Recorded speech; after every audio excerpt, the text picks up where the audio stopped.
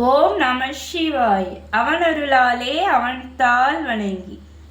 இன்று கார்த்திகை சோமவார விரதத்தின் சிறப்புகளை பார்க்க போறோம். அதாவது சோமவார விரதமே மிகவும் சிறப்பு வாய்ந்தது, அதிசக்தி வாய்ந்தது. அதுவும் கார்த்திகை மாதத்துல வர சோமவார விரதம் மிக மிக சக்தி வாய்ந்த ஒரு விரதமா கருதப்படுது. இந்த விரதத்தை பற்றி பெரியவர்கள் சொன்னதுதான் நான் உங்களுக்கு இப்ப சொல்றேன். அதாவது திங்கக்கிழமையில வரதுதான் இந்த சோமவார விரதம். சோமவாரம்னா திங்கக்கிழமை தமிழ்ல.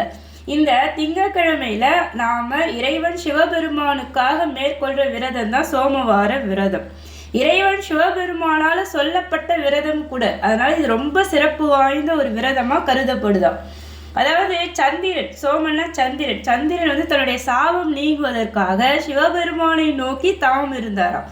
அப்ப இறைவன் சந்திரனுக்கு காட்சி கொடுத்து சாப விமோச்சனமும் கொடுத்து சந்திரனை தன்னுடைய தலையில் சூடி கொண்டாராம்.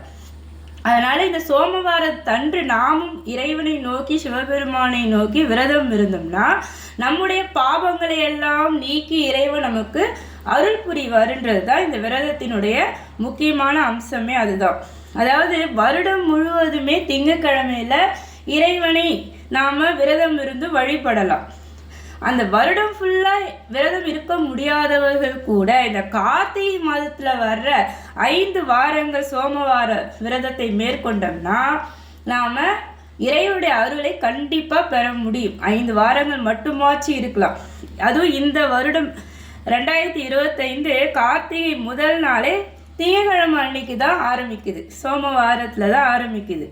அதே போல கார்த்திகை 29 5வது திங்கக்கிழமையில வருது. கார்த்திகையில ஆரம்பிச்சு கார்த்திகையிலே 5 வாரங்களுமே வருது இந்த வருடம். அதனால இந்த கார்த்திகை மாத சோமவார விரதத்தை நாம விடவே கூடாது. இறைவன் சிவபெருமான அருளை பெறணும்னா இந்த 5 வாரங்களுமே நாம அதிகாலையில எழுந்து இறைவனுடைய திருவுருவ படத்தை பூ வைத்து விளக்கேற்றி விரதத்தை ஆரம்பிக்கலாம். மாலை வரை இந்த விரதத்தை இருக்கணும்.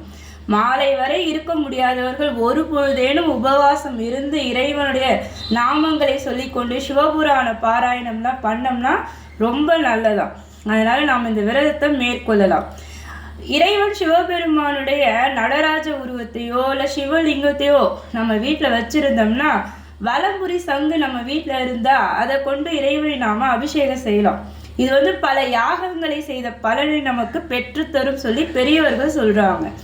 ஏன்னா இந்த சிவன் ஆலயங்கள்லாம் இந்த கார்த்திகை மாதத்துல வர சோமவாரம் அன்று இறைவனுக்கு 108 சங்காபிஷேகங்கள் சொல்லி 1008 108 சொல்லி நிறைய சங்காபிஷேகங்கள் செய்வாங்க. அதை நேரில் கண்டாலே அவ்வளோ புண்ணியம் நமக்கு.